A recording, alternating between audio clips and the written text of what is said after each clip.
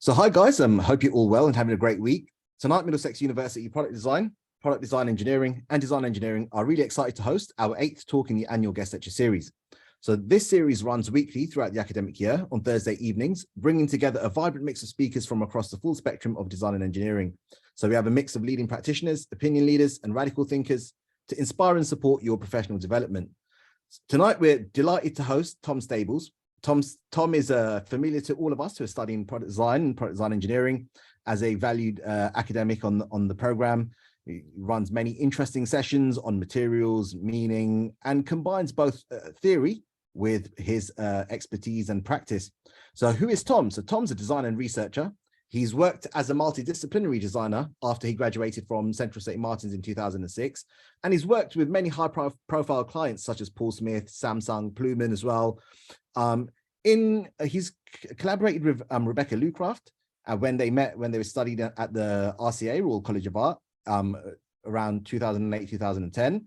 And from this, Stables and Lucraft design studio emerged, where they produced interior projects and large-scale art installations as well for clients like Islington Council and Coca-Cola, amongst many others.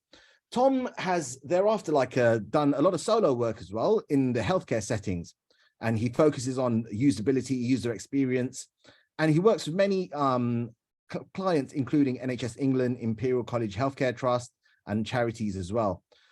He's also been the healthcare lead at the Helen Hamlyn Centre for Design at the RCA since earlier this year, January 2022. And alongside this, in terms of his design practice, Tom also runs a glassware business called the Atlas Works, and where he collaborates with a factory in Morocco in the Atlas Mountains, where he designs and imports recycled glass tableware. There's a lot of interesting kind of work combining both research and practice.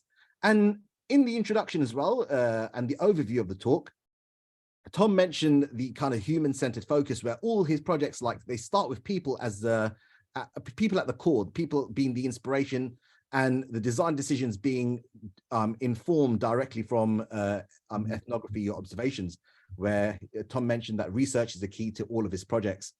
As usual, guys, feel free to gather your thoughts, your questions and comments throughout the talk, right in the chat section. We'll monitor these and also have Q&A at the end as well with Tom. So if you wanted to go live and interact with Tom at the end of the talks, you can also put that request through in the chat as well. And without any further ado, over to Tom with a talk titled Guest Lecture, Tom Stables. Yeah, I was going to give it more of an exciting title, but I couldn't think of anything without sounding quite pretentious. So I just stuck with that. Let me share the slides with you now. So I'm going to talk to you about the sort of 4 different things I do. But first, I thought whenever we used to get lectures at college, I always used to find it quite frustrating that you just see people 20 years since college rather than how bits along the way. So I'm going to give you a brief overview of what projects I did while I was studying, or my final projects, just because they were quite formative in the way that I ended up designing. And actually what I'm doing now, I was set on that path by the sort of things I got interested in at college. So I just would encourage everyone to value that experience of these moments. Now you can really just pursue what you're interested in, and if you really sort of pursue it hard enough, that can guide you for the rest of your career if you're lucky. I'm at the end. So this is the project that I graduated with from Central St. Martin's, and I just got really, really interested in how people live. And I don't know if anyone who's in their final year at the moment sort of had this problem, but I thought, oh yeah, I really want to design, I want to do projects about, myself, people moving around there's more than sort of 5 times in the last 3 years, or lots of people who move all the time due to renting. And at the time I was like, yeah, I think wouldn't it be great if I could design some modular furniture that enables people to live. And so I went and visited 100 people's homes, or 100 different bedrooms and homes, and then did research with traveller communities and people living on boats as well. And this was the first time I'd ever done that kind of research. The first time I'd ever actually gone into people's houses. I looked at how they live. I talked to them about what objects mean to them. I got really excited by it. It's something I still enjoy now. So, you know, these photos are from 2005, I think. So, you know, it's a long time ago. So, but I would find people living like this where nothing really makes sense. So people obscuring their windows due to the fact they got loads of possessions. And often it's a disconnect between where they'd moved from to where they moved to. So like person in the bottom right has 3 tables. It's because that probably made sense somewhere else, but now they're living in this cramped space with 3 tables. And lots of people take ownership over their space and the way they live by either living really messily or really neatly. But there's this sort of ownership through the way that you live and ownership through your possessions, you know, sort of plastering your space to try and feel the sense of ownership, even though you know that you might have to move soon. And so far, so good for the furniture plan. I thought, you know, this is great. Like I've really got this idea of what I'm going to do. And then I started trying to design it, and it wasn't making sense. And also, I got so interested and excited about the way that people lived. I was like, actually, furniture is not what people need. And I started really analyzing the research. And this is the first time that I'd made that transition between looking at stuff, processing the research, and then directly translating that into my work. Which now, you know, is quite commonplace, and everyone does it a lot, and we teach it a lot. But at that time, for me, it was a real step of like, actually listen to the people, listen to the research, listen to what you've seen rather than what you think you should be designing, and be sort of more humble as a designer and think, okay, well, what's it actually telling me? And the thing that it was telling me was there's no consistency, and furniture isn't really going to solve that. There's sort of you know, there's lots of problems with multi-furniture. And I used to think as well, like to be a designer, I had to do like chairs and objects and that, you know, these were all views that I had, which I no longer have. I think the thing, and this really sort of was the first time I thought, actually, what I'm really interested in is people, and what I'm really interested in is consistency. Like, how can people live in the same way no matter where they live? And so I looked for consistency in people's rooms. And the only piece of consistency in every room in Britain is the space between the screws on the light switch. So every room in Britain has 60.3 millimeters between the 2 screws of the light switch. But and that's the only thing that I could guarantee was the same in everyone's room. So instead of having these lives where your possessions don't make sense and your routine doesn't make sense, I asked people, like, when does it start to make sense when you live somewhere? And they said, oh, when I sort of settle in, I know where, like, I have my routines. And so I designed these set of light switch covers that go over the light switches to facilitate homemaking routines. And so they all just access this 60.3 millimeters. So you've got one where you keep your sort of train tickets, or you know, you don't have to put blue tack on the wall, you can put your little notes and stuff there. When we put your keys, and this was a huge one, is that, you know, the light switch is roughly in the same place every house you live in. So regardless of how big the house is, regardless of where it is, regardless of the decor, you can always just come in, put your keys in the same place, go into the kitchen, maybe put your post in the same place. As this one was for post or your phone. So it's this idea that, like, you can have this consistency of self. And that's, you know, 16 years later, that's something I'm still massively interested in. It's this consistency of self, through routine. I also looked at it's like the traveler community, and they had a really interesting attitude to possessions. So they all their wealth is in these figurines, and they would use them to feel at home in their static caravans. And then if they needed to sell one, they would. And I thought that was a really interesting relationship with an object. Of it makes you feel at home, but also you'd be willing to sell it. And so that I got really, really interested in, like, what do objects mean to people? How do people occupy spaces, and how do people occupy spaces and relate to each other through objects? And then I graduated, I had a great new designers, and then spent 2 years sort of doing what I thought a designer should do. So, you know, designing shops and designing light bulbs and packaging and doing all those sort of traditional product designer things. But there's very little research at all. And so I was happy doing it, but I was quite burnt out, and I decided to apply to the Royal College of Art, which I'd always sort of dreamt of doing.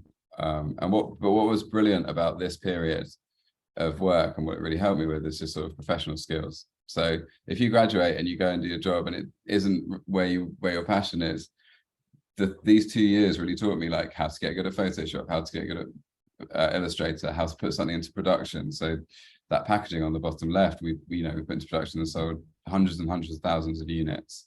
So like, how do you communicate with the factory when it's in China, or how do you do it? And what was also amazing about this period is I developed a network of clients who then went on to do really interesting stuff. And also I kept on freelancing 1 day a week. So when I was doing my master's, that funded my master's. So I used to freelance on a Friday, and through that I could then afford to be doing a master's. So I think that when you first graduate, just value every bit of work that you're doing. Because for me, these were really formative projects in terms of the craft of being a designer, even if they weren't all about research and people in the same way. But it was still an understanding, like, what does it mean to build a space? How can people interact with, like, say, on the far right is a shop in Japan we did that. How can people interact with that? Or what does form making mean, and what's the development process of getting, when we're doing these light bulbs? So I used to make models a lot and got really into making models to do my thinking.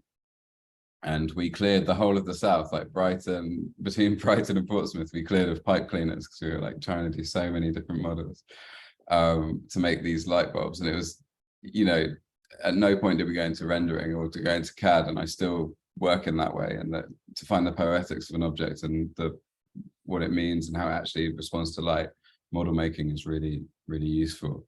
So it's, the sort of lessons I learned from these 2 years were just, all the experience is really valuable, and it then informed what I did in a different way. So it wasn't so much about people, but it was more about process.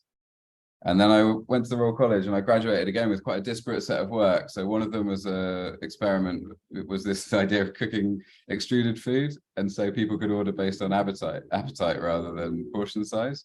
So people would buy food by the centimeter or the millimeter or the meter if you were really hungry. But we developed this way of cooking. We built an oven, we built a stall, we did this whole really interesting thing. The other project was about laptop bags. At the time, laptop bags all looked like this sort of naff black, quite sporty case. And I really hated that idea that, like, just because you own a laptop means you now have to own this awful bag.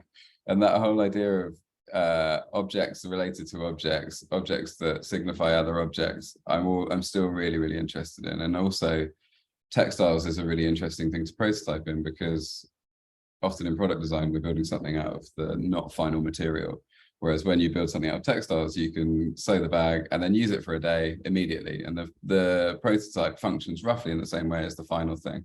And so I got really interested in that as an object. So it's still, not that research-based, but the project that was research-based and resonated the most with me was about remote controls. So I started off trying to do a project about social isolation with older people. And I really like this idea that, like, one of my grannies, not the one that you're going to see, but the other one, taught herself the internet so she could get better deals, because she saw all the deals, like paperless billing, you could save money. And I found that really, really interesting. Like, what if the internet was a set of propositions? So it could be a jumble sale, or could it be a direct line to your family, or could it be? And so I went to my granny who lived in Bognor Regis's house and said, let's just see how she uses technology, and I'm going to design this whole technology interface that will enable the internet to become simplified and will reduce loneliness and will give her access to services. And I went to her house and to see her attitude to technology, and this is what I found.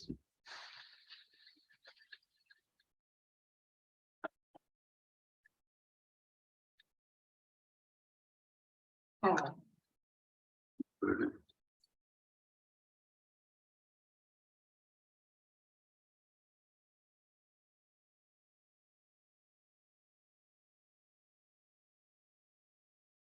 TV. So she couldn't turn on the telly. She said she used to spend hours doing it. And she had 3 different remotes that required for her to watch TV. One of them she only used one button for. And I had a tutor at the time, Doral Bishop, who said, as you're going through these explorations of design, start treating them as mini briefs, like mini little projects. And then either that mini project that you solve will become the main project, or it'll inform how you solve the next one. So rather than keep searching for the thing that you're trying to do, it's like just keep getting in the habit of it, keep sort of getting more fluent in the way that you attack that problem. And so I found this fascinating, that actually she couldn't turn on the TV, rather than, so let alone me sort of do a whole computerized thing. What about if we just look at what would it mean for her to be able to turn on her television? And another thing that I found super interesting is the stories people tell of why things don't work. And in her case, it was this. I think it must depend on how many people are using it. Because it's come on so quickly tonight. But sometimes, particularly in the evening, I have to press those things over and over and over before it comes on. Now, basically, one of her remotes, she just had to hold down for 2 seconds. But she would basically press it and press it and press it until she accidentally held it down for 2 seconds, and then the TV would come on. But I think this is really interesting that she equates it to how people used to use energy and used to use the phone board, is that, you know, when lots of people were using it, you can get through. When lots of people were overloading a system, it didn't work in the same way. That's not how that's not how her TV works. But the stories that they make up and the sort of narratives that we bring to it is something I'm still fascinated by, and I always look for in a project, is what's the mental model that people think and can associate to this, and are there other mental models with other industries, other products, other things that you're using that also can relate to this. And so I came up with an idea for a sort of, it's a polemical project. It's not a solution that's going to radically change the way that we use remote controls. It was all about what happens when you hide information and then when you reveal information. So we created this tray for her remotes and then this overlay. And what's really interesting about when you obscure the information, you can then start to put in processes like 1, 2, 3. You can say hold down for 2 seconds. You can group things. These all relate to volume. These all relate to channels. And this was just like an experiment. It's not meant to be a solution, but this actually is, you know, a thing that, what if we designed a browser that allowed us to do this? What it is like a jumping off point, and it's more of a talking point of, we've got these remotes that use a visual language which doesn't relate to any other visual language of any other kind. They are, you need 3 to turn the telly on. It's not getting through. So what would it mean for it to get through? And this is the starting point of the next part. And this was also a big learning curve to just say that, you know, it's enough to do a design provocation rather than the finished thing. It's enough to show your values through a project rather than say this is the finished thing that's going to revolutionize the world. It's about saying, you know, I'm interested in older people using technology. I'm interested in information. I'm interested in user experience. So you basically had all these cards that she could use. And like, what was really nice is I was able to give them to her and she was able to use them. And so watching a DVD and what's on and watching TV was really interesting. So this idea that there's something on her lap, like I looked at her environment and it was just designing for that context, for that interaction, and then saying, this is the starting point, where can we take it from here?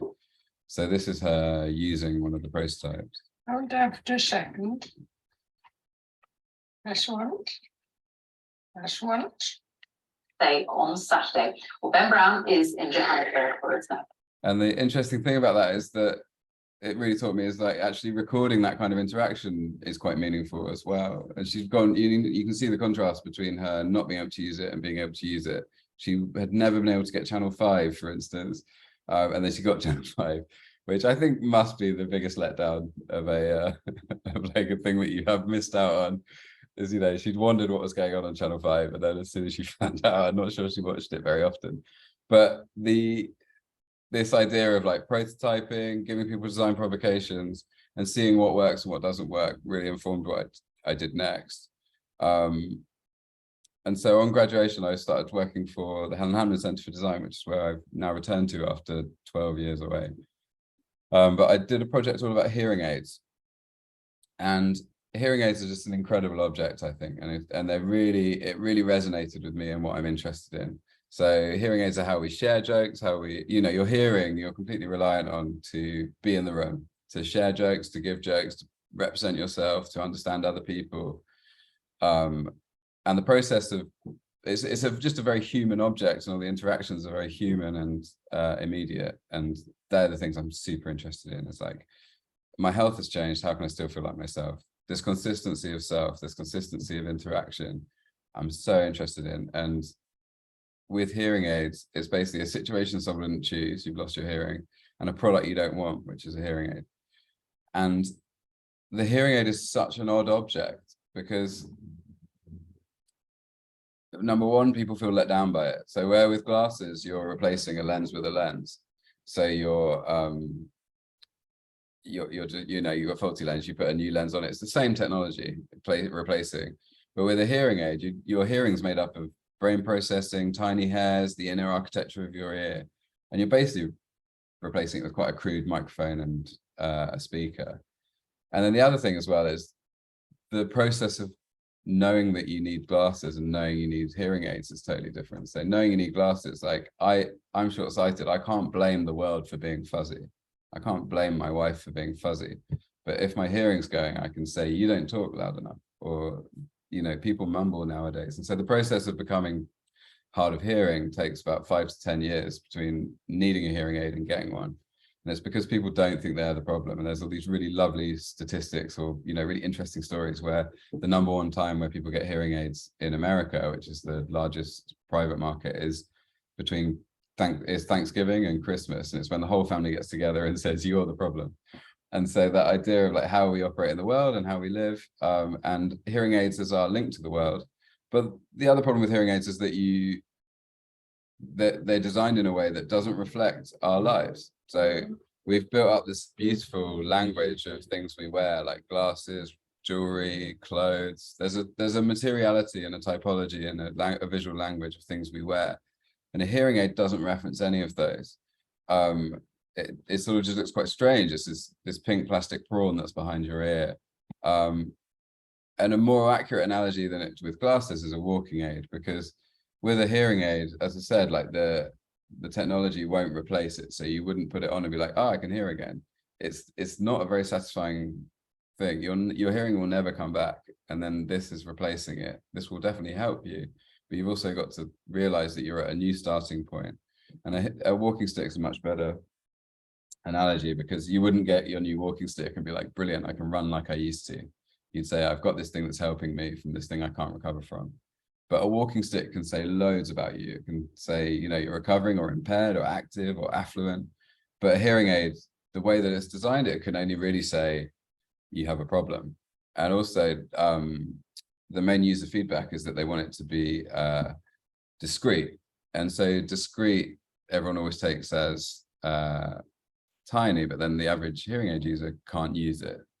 So this project, I was back into people's houses during this project. I was looking at all of people's homes and the visual landscapes and designing research tools about experience, understanding how hearing aids are made, and looking at where people store them. It was always really interesting to see where people store them. Some people thought it was technology. This person thought it was jewelry. And I found it really interesting that she said, I have a shower, I do my hair and then my makeup, and then I put my hearing aid on along with my jewelry. As part of my jewelry routine, I keep it with my jewelry. What's interesting to me is, like, let's not make all hearing aids look like jewelry, but let's link it to an existing routine, an existing place. Like, by thinking of it as something that she recognized, she was able to incorporate it into her life in a way that lots of other people weren't. They didn't know where to store it. And so it's not about the visual. It's not about the way it looks. It's about the way it looks affording a type of behavior. And in the same way that, my granny had that mental model of how TVs worked, if you access people's mental models in a positive way, which is what I'm super interested in, you can assimilate these objects into them. So it's like people, place, meaning. Like, what can you do to design an object which accesses people's existing knowledge of themselves, the world around them? In the end, from this first year, and I thought I was going to design a hearing aid. I thought, well, I'm a product designer. Like, I'm ready to design the object.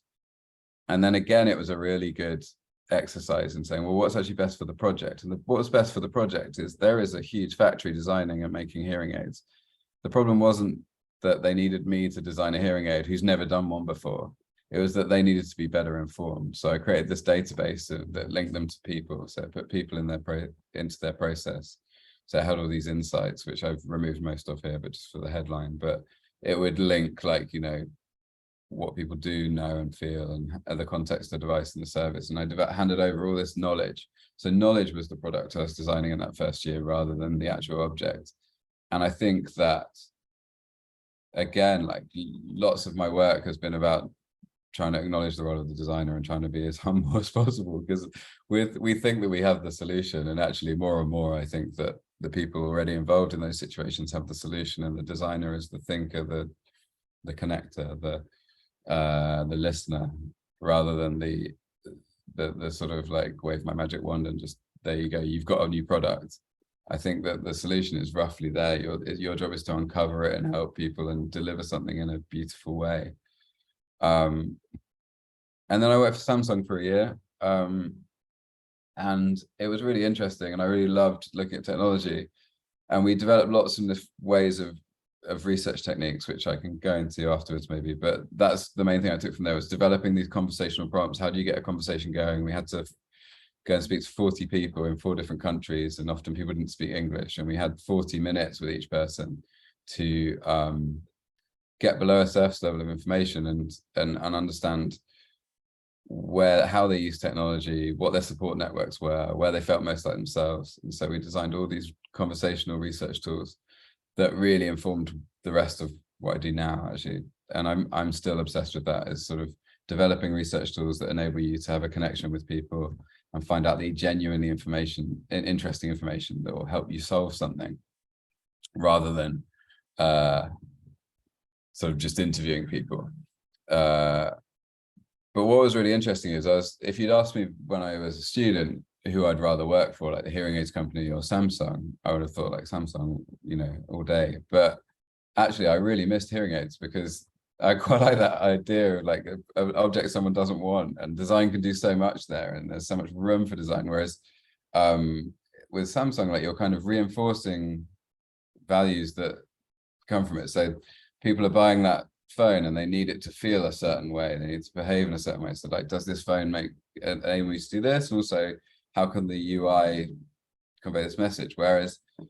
And we expect that from a phone, whereas from a hearing aid, people just hate it. And so the design can play this role of like, oh, it's not as bad as I thought. And that, to me, that surprising thing is something I'm still really interested in, that confrontation of a perception rather than a reinforcement of a perception. I find really interesting as a design pursuit. And so I went back to working for hearing aids, and I can't really show you most of what I've done. It's still not released. But one of the things that I designed, which I really loved, was the instructions for use. And they thought that it would be a really boring project for me, but I loved it. And it's most of the time a technology company will give you this big fat instructions for use, and it's impenetrable, and it's really difficult to learn how to use a hearing aid, because the purpose of that document from the factory is, you got a problem, just check the big document. How can we ensure that you know everything that we feel you need to know? And I tried to switch that and make it about, how can we enable someone to become a hearing aid user? So starting with the person and starting with the end is like, we want them to be able to use it. What would instructions for use look like? So with that big book, you got information about 8 hearing aids from a range. You had one combination of the two. So I turned it into a set of cards where you had only the bits that related to your hearing aid, which suddenly we ended up making this into a sheet, and it saved them like £1.2 million as a reduction in paper and printing. And that was a really good lesson, in terms of no one was really that interested in it. And then we're like, actually, we can save you loads of money in printing. And they're like, okay, we're in the room, we're listening. And that, I think you have to do both. You can't just do design and say, okay, it's just this is just better. You have to say it's better, and it also is financially better. And you work out what's going to connect with people, the client that you're working with. But it also came with a diary, or you could use the person's existing diary as stickers. And it was about, well, what events do you have coming up? Where do you go to? In the existing instructions, it used to say, program 2 is really good for the opera, but the amount of people that go to the opera is really not very high. Whereas if it said like, you've got a birthday party coming up, that's, you know, what events do you have to come out? You say, oh, my 60th is coming up. Oh, I'd really like to be in the room, and I'd like, or I don't want to go out for dinner with my wife, or I want to, you know, those sorts of things. Then, okay, let's work back from there. So these are the things you're going to need to do. And it's just facilitating better conversations with the audiologist. And I learned a lot of that from doing the Samsung research work, saying like, how do you facilitate a good conversation? And then that then got inputted into this. Alongside all that work, I was collaborating with my wife in our company Stables and Lucraft, and she's a textile designer and I'm a product designer, and so she is fantastic at pattern, color, and surface, and product design skill set is kind of form, function, material. But the thing that both things are interested in is people, place, and meaning, and that's what I'm so interested in still. And we did lots of community art engagement projects. So how can people relate to spaces? How can people understand concepts through objects and things we've designed? And because of Bex's textile background, everything had really nice colors and textures, and you know, the realization of these objects was done in a way that I wouldn't have been able to do. And for me, the thing that was still most interesting about this was people. So like, how can we get people to, the bottom right hand thing as a community project is that how can we get people to interact with the parks in February? And it was like, well, we'll use the nighttime then. If it's getting dark at 4, let's do something that's really interesting. Or this was London's largest, so as well as sort of community art projects, we also did lots of commercial work. So this was London's largest advent calendar, we think, maybe even the world's, but this was linking, this is a big hotel in the East End of London, and so we did the 25 days of Christmas. So on the first day of Christmas, a local said to see rather than the traditional song. And so because of my wife's illustrative mixed media background, we could create these lovely scenes inside, but they were related to things like the one on the left there is 5 gold things instead of 5 gold rings. And it was all about looking at the area and connecting people to an area through these large-scale objects. We designed shops for, so this was a concept shop for a company that were trying to do a really interesting thing, and we had to explain that through a space. It had to be an exhibit as well as a functioning shop, as well as an interactive zone. We designed a research space for Coca-Cola that had to be adaptive and had to enable them to launch new drinks. We designed the first GP surgery for 13 to 19-year-olds. So how could young people, how could they interact with, take ownership of their health in a way that wasn't possible before? And one project that I was really interested in was almost Londinium. So elm trees used to be everywhere in Britain, but due to a disease, they all died out. But the Conservation Foundation found a type of elm sapling which is resistant to it, and then also we're trying to map the elms of Britain. And so we got commissioned to design an installation that explained all the things that elm was used for in the past. So we decided to make a tree-like structure out of objects, and it was, how can we do something which is exciting? How can we provide a user experience that's really interesting? And there are lots of visual stuff I found really interesting, going back to when we designed shops and when we designed objects and spaces together. Is I really like the tension of something chaotic and something ordered. And because we were doing it in Somerset House, this big Georgian house, I was really interested in like the order and formality of the building and then this chaotic shape. And I think we've got a video here. So this is a huge part of our work as well, actually, is model making. So going back to that original light bulb thing, that's where it started, is like, actually people respond better to models. So we always make models rather than renders. And it's really nice. It sort of really helps with meetings. And this is the final thing.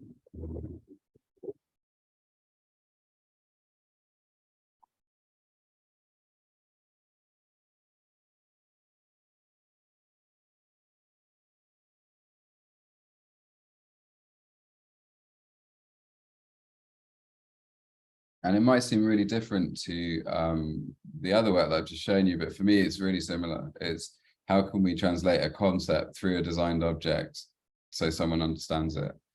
And so alongside all this sort of interiors work with Bex, I continued healthcare work on my own. And now, you know, it's taken me a while, but now, you know, I just do that. I'm so interested in it. And so interested in the questions that are asked of people. So the thing I find most interesting about design is the people's experience. And people often having the most interesting experiences are in healthcare, these situations that happen to you that you didn't choose. And if you think about what healthcare is brilliant at, it's brilliant at sort of understanding what's wrong physically with someone, treating them in a way that enables them to recover. But what it's not so good at is factoring in like joy and, you know, the person, all these personal human factors parts that I'm so interested in. So I think the role of design is huge in healthcare, and there's a lot of work to do. This was Confidence College, and this was all about people living with long-term neurological conditions. And when you first, say you live with Parkinson's, there's lots of information out there living with Parkinson's or MS or epilepsy, but that information is so hard to relate to your life because it's sort of just reference. So I met this physiotherapist, and she said, we're really good at telling people they should swim. We're really bad at helping them get to the pool. And it's the idea of how can you get to the pool? Like, how can we give people information and help them get to the pool? So the brief was, if you're Googling at 3 in the morning about your condition, how can that be an empowering experience? And so there's this whole thing where if I said, what's it like having Parkinson's, then it would be like the whole of Parkinson's you have to explain. But if I said, what was it like last week having Parkinson's, you could explain it. Or how does Parkinson's affect your life? You could explain it. And in the same way, we wanted people to enable themselves to acknowledge, like, my Parkinson's. We enable people to say, you're the expert in you. You understand your condition better than anyone in any room. So how can we enable you to take ownership of it? So it would be about the patient accessing web content, and then it always turning into actions. Now, we designed a website. I love sort of looking for other websites that do the thing I'm trying to do. So we're like, how can you have a website where people access information and then apply it to their lives directly? And the only website we could find that did it was those websites where you can dress like the celebrities, where they show a picture of like Hugh Jackman at a premiere, and then they go through his outfit and say, shop the look, and then it has links at the bottom where you can directly get that, so you can see the thing and then immediately adapt it into your life. And we wanted the Confidence College to function like that. So it's learn, then make it personal, then act. And so yeah, it's called confidencecollege.org if you're interested. And it was really interesting. At the bottom of every page, it linked to the next piece of information. Every page had an action. It enabled you to create care plans. It enabled you to build a team. Another project, which was, so yeah, you could understand about your information, you could know bits about your condition, and then you could also create care plans. This next project, so I'm going so fast, I'm aware that we're running out of time. So this is about intensive care communication. So at the moment, people find themselves in intensive care, and they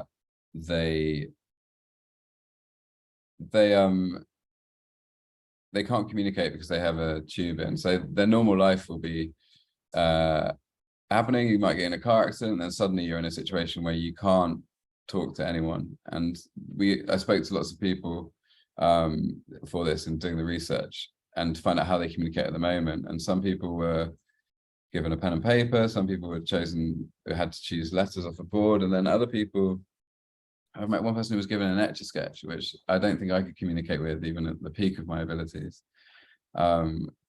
And I was asked to do due diligence on this app. So it was about sleeping, pain, eating, drinking, home. And it was all about saying, the communication part of it all said, I'm in pain, I'm hungry, I'm thirsty. And I interviewed people and I said, what did you want to communicate when you're in intensive care? And they said, who's paying my mortgage? Or what happened to me? And also they were having mind-altering hallucinations. So people were having the situation where they thought there were like millions of tons of grain being poured on top of them in the hull of a boat. And that felt as real as any memory that they've ever had. And that's what they wanted to communicate, not just I'm cold. They did want to say they're cold and hungry and thirsty, but they also wanted to say, one person thought that they were being held captive in the desert because they thought the oxygen was a ring through their nose, and they sent away their whole family because they were so distraught. And so we ended up trying to design for hallucination.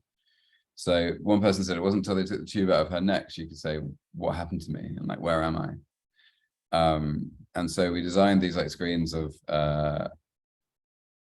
where you are. It immediately says where you are, what time it is, and then also what will happen to you, and then enable you to communicate. Now, the way that the communication works is we said to people, well, what do you do at the moment? So rather than us trying to come up with a new communication way, we said, well, what works?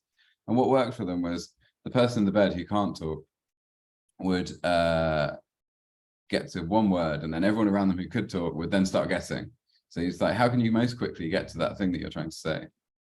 So we developed all that. We started to think, what are the most common starting points for language? So I am, I need, and tell me about, or just pick words. And so if you say I am, then it's like, you are what? Like, you are hungry, you are cold. So it could be, I'm in pain, I'm thirsty, I'm too cold, I'm too hot. I need, and then, or tell me about. It could be family, it could be home, it could be job, but immediately you're in the room and they can start guessing, and you'd have to do less communication. So all you've had to do is press one button, and then everyone around you can start filling in the blanks. Or you could just pick a word that related to it. And what's really nice is like when you're passed out as a patient, your family can be around just populating this database with things that relate to you, the names of your family, pictures. And then you could also draw, pick letters and video. The other thing that's really interesting is this other view. You could send messages to someone, and then we had this staff view. And what was interesting, it logged all communication. So the idea that basically people weren't passed out all the time. There were moments of lucidity and moments of being passed out. And so you could log what someone said. So if someone said, I am all the time, whether you were at the moment, all interaction happens when the doctor is by your bedside. But if the doctor can come to your bedside and see communication over a 24-hour period, then they can start to see, like, every 3 hours you're saying you're in pain. Okay, let's change the pain dosage, the medication. You want to know about your daughter. Okay, we can bring your daughter and tell her to come in. All these things, this sort of logging of information and viewing information as 24 hours rather than in the moment was huge. And we launched that during COVID after designing it before. So yeah, that's another thing. Like, don't be upset if products don't get launched immediately like that. We did that in 2015, and then suddenly when COVID happened and there were the amount of intensive care patients in Britain ballooned. This next project, I'm gonna maybe we won't see that actually. So I'm currently at the Helen Hamlyn Centre for Design, and I mean, Ahmed, how much time should I leave for questions, or should I stop now? Or... No, you can carry on. You can carry on. That's totally cool. I don't know. You don't have any questions, or no questions coming through at the moment. Oh, great. Okay. Well, until there's a question, if you want me to stop asking a question, this project here, I'll just show you this quick video. It's 3 minutes long, but it's about a wheelchair that we designed. And the experience of a wheelchair. And I'm really interested at the moment, like when people get given wheelchairs, they beep when they go back. Like, how do you feel represented by an object to the world around you? And this is a video which, yeah, I don't need to talk because I'm in it. But it explains, this is sort of a distillation of what I'm most interested in now. Instead of changing the world to fit those with mobility issues, I decided to design a mobility aid that better fits the world. The design of the Centaur recognizes that the transition to using a mobility vehicle can have a big impact on a person's sense of self and their ability to engage with the world. It was essential that our work complemented this approach to ensure that a person still feels like themselves, even though their circumstances have changed. The interface, the sensing system, and the alerts that shape how a person using the chair feels and how they communicate with the world around them. Traditional mobility vehicles use beeps and horns and generic alerts, and that just didn't feel like an option for this project. So we're talking to people who use mobility vehicles and those who might do soon. We gained an understanding of the actions a person might want to perform and how the chair could help facilitate them in the most appropriate way. The integrated sensor system is able to detect people, pets, and obstacles, as well as uneven ground and drops, communicating the information intuitively to the user.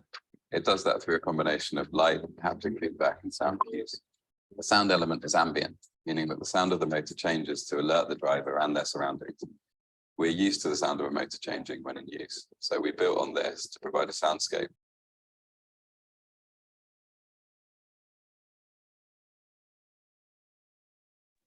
to alert, and the haptic feedback is triggered in a certain area of the chair to help with orientation.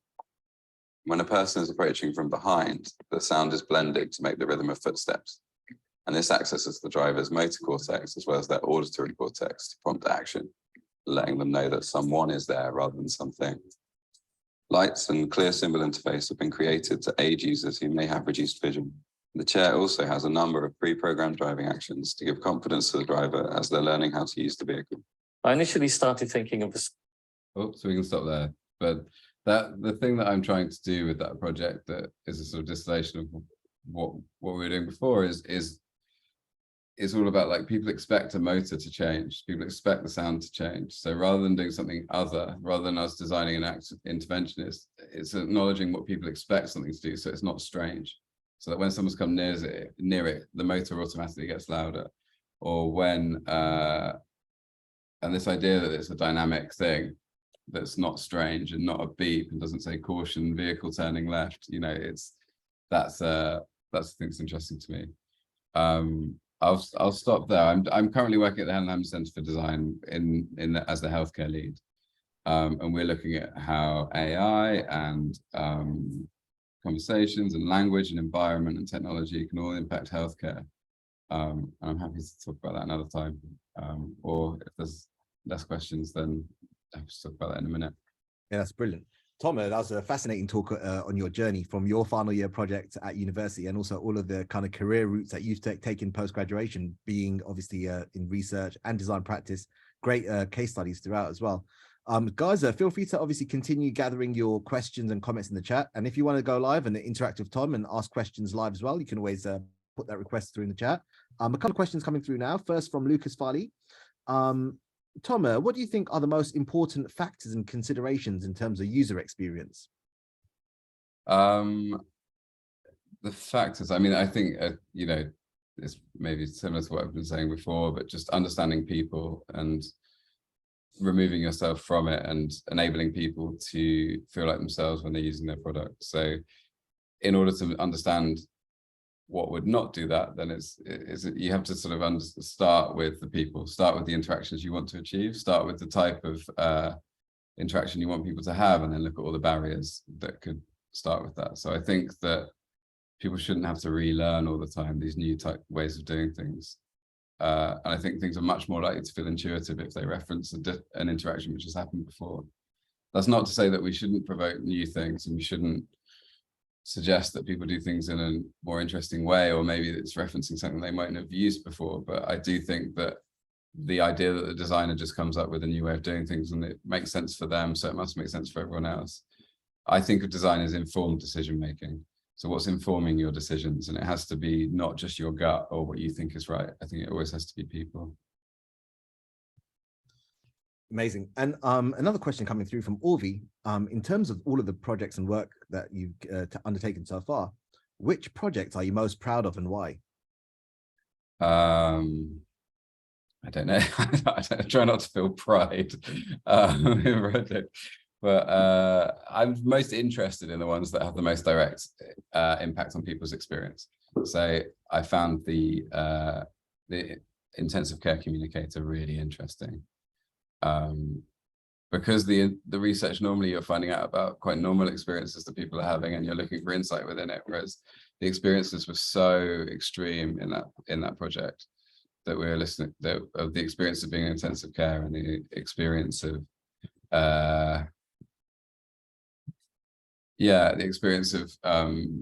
not being able to communicate. The designing out of that corner I found just quite thrilling, actually, and just so interesting. So yeah, I think that there's definite projects where I'm like, I really enjoyed it and I really love I mean, to be honest as well, like our glassware brand that we've got, I really love as well. Like the thing, it does look really disparate in what I've done. So all the projects look really like, what are you, a product designer or a furniture designer or a UX designer, or, you know, but the thing for me is it's all about people.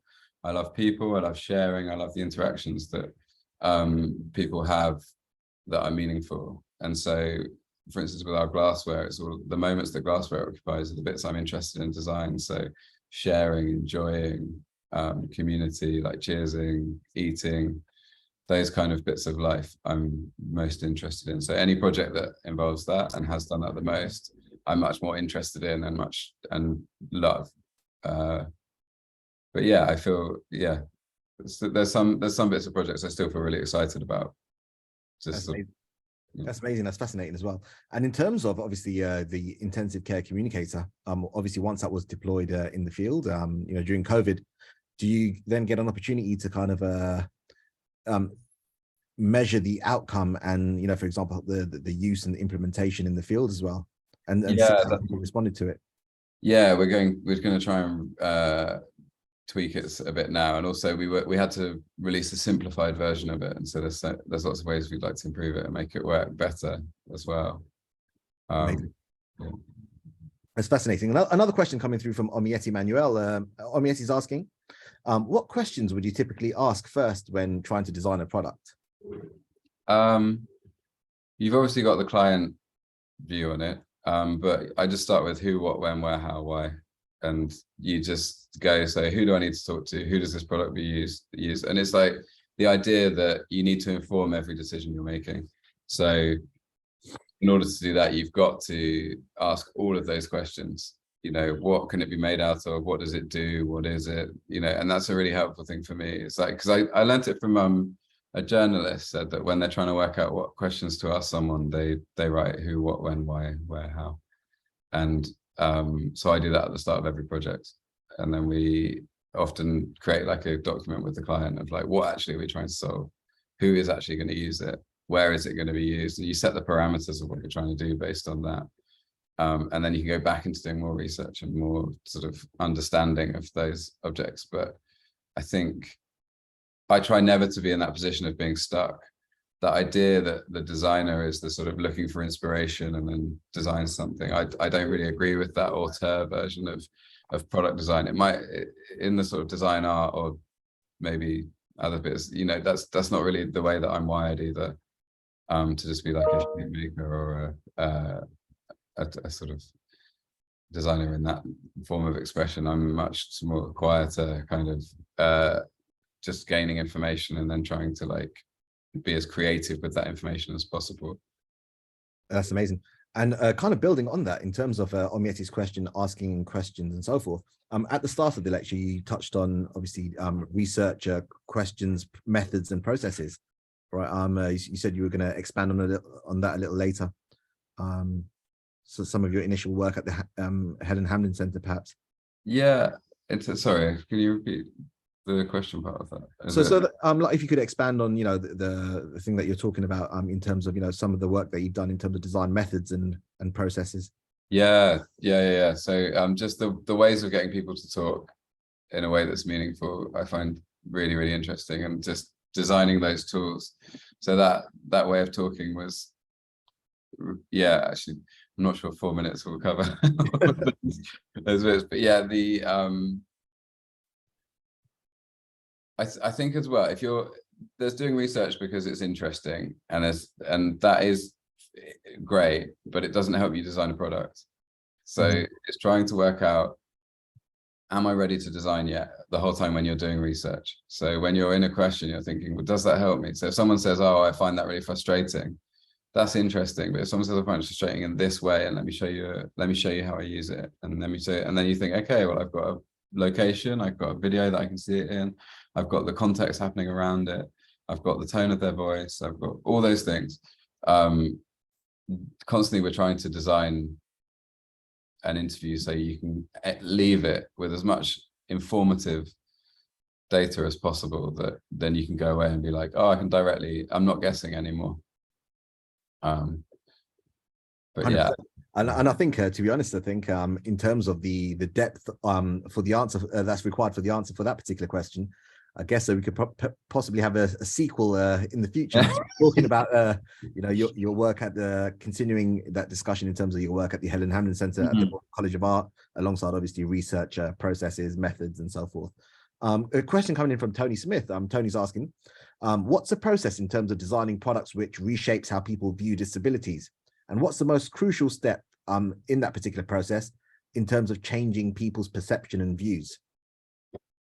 I think anything that keeps someone as a person first. So I think that just acknowledging the things that we all share.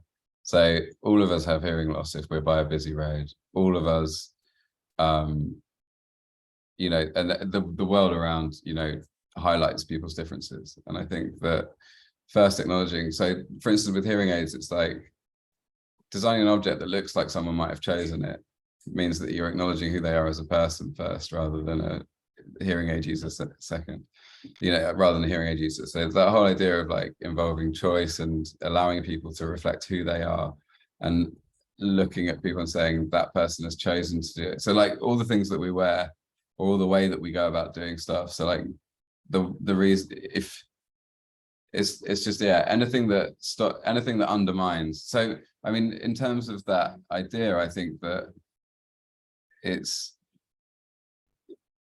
don't undermine someone as a person, rather than focusing on what you should do. It's like what you shouldn't do. So you shouldn't compromise their perception as someone who's chosen something, enjoys things. Like my dad is a service provider for people with learning difficulties, and they did research into what's most important for you when you're living somewhere. And they really, you know, did this interview, and the people all said who I live with, which is, that's the same for everyone, right? Whether you've got a disability or not, like who you live with is really, really important. And I think that that's the bit to get beyond. Is traditionally there's this view of, you know, I'm the designer, let me come, no problems, let me come in, see your problems and solve them for you. And I think that actually the way to do it is to say we're all people. You have much greater understanding of your problems, but you don't have the means to solve them. So let me listen to you, let me hear what you do, and let me hear what you already do that works, and let me present that back to you in a way that is maybe with more creativity into it, or it's streamlined, or I've removed that bit that's out of your knowledge gap, and I've added in this part of the way that, you know, this execution of that, and that's the creative, better solution. And so it's not acknowledging someone's disability and saying, how can we fix your disability? It's saying, who are you as a person? What do you want to do? How can we do that in the easiest way possible? And then whilst factoring in the technical requirements of what that disability may mean. But as long as people are able to express themselves as a person and a personality, then I think that's a good start. It's amazing. A question coming in from Irene, and Irene's asking a question in relation to designing for a user and putting people at the center of the actual problem or the issue there. So do you think there has to be a balance between designing for the user's needs alongside obviously design focusing on innovation and technology, or should everything always stem from the user's needs? I don't really see it as a choice. I think you do both. I think that there's different design activities within a design project. I think the way that it's deployed should always come from the user. But the way, you know, so the technology that you're developing, if it's innovation, it's like, well, where's the innovation coming from? If it's technological innovation, then one, the user should be at the start of it, I guess. But like, for instance, if you think about, say, the original iPod, it came about because they could suddenly have tiny hard drives that they could suddenly store all this data from. It's like, what could you store in it? It's like, oh, we could actually store loads of music. Those two things are happening alongside each other. Understanding how people use music and that swimming around, combined with this technological information of like, we can miniaturize this. The combination of the two is the deployment, and it's to do one to the expense of the other doesn't feel like a great plan. So I think that as a product designer, you have to be interested in all parts, and you have to respect all parts, and also find the bit that's most interesting to you. I've presented, like, my process is all about people, but I think that I've got friends who start with the material and start with the context and start with the place. And I think that then they also factor in people, and it's this sort of thing. But I think it's really good to find your enthusiasm, and then there's room in the design world for doing different projects for everyone, you know. But yeah, that whole sort of form versus function, I think it should just be both. I think the kind of or the interaction or the people, you know, I think that our job now is complex, and that even more so why you shouldn't be the expert to do all of it. You should work with people. It's collaborative, it's a conversation, and you're bringing together all these things rather than choosing which is the right one to do. Amazing. That's brilliantly articulated as well. And a question coming in from Orvi. In terms of yourself, which areas of design or different kind of fields would you like to work in terms of obviously that narrative of your journey from university till today? Are there any new clients or industries or sectors that you would like to get some experience with? Yeah, I just want to do, I'd love to work more in hearing again, and I'd love to continue working in healthcare. Like I'm really, really happy doing what I'm doing, and I think that there's so much potential for healthcare. I think I could work for the rest of my life and there'd still be new interesting things to design that I find most interesting. I don't think everyone would find it so interesting. You know, we're all different, and I think that's something I try and encourage when in my sessions that I'm teaching, is that find the thing you're interested in, and the themes and the process, and try and factor in how you work. And then if you think of it as like a long corridor with lots of rooms off it, I think lots of my career so far has been getting in rooms and working out whether I want to be in them or not, and then maybe, and more often than not, thinking this is interesting, the room looks really interesting, I mean actually it's not doing that thing, or it's not doing that thing. And now I'm all in on healthcare really, and along with our glassware, you know, it's got enough for me in terms of like products and objects and making things, and then also theory. The conversations I want to be having are all about, what does something feel like to use it, how can we help in this situation, how can you connect this with this, and the conversations you can have in healthcare about that are infinite. And so I think, yeah, I'd like to just grow what I'm doing now and potentially work more in hearing care. Amazing. And Tom, I guess a last question or request in terms of this Q&A session is, what would be your final, I guess, words or any advices for the students? Just roughly what I said, in terms of the thing that was brilliant about my BA was that they made you, they did it in quite aggressive way, but they said like, what do you think? Like, what do you think? And then when I joined the studio group that I was at for 10 years, what was really interesting is seeing how everyone worked in different ways, and then you could come together to inspire each other. But you understood like your routine of the day, you understood the things that you're interested in.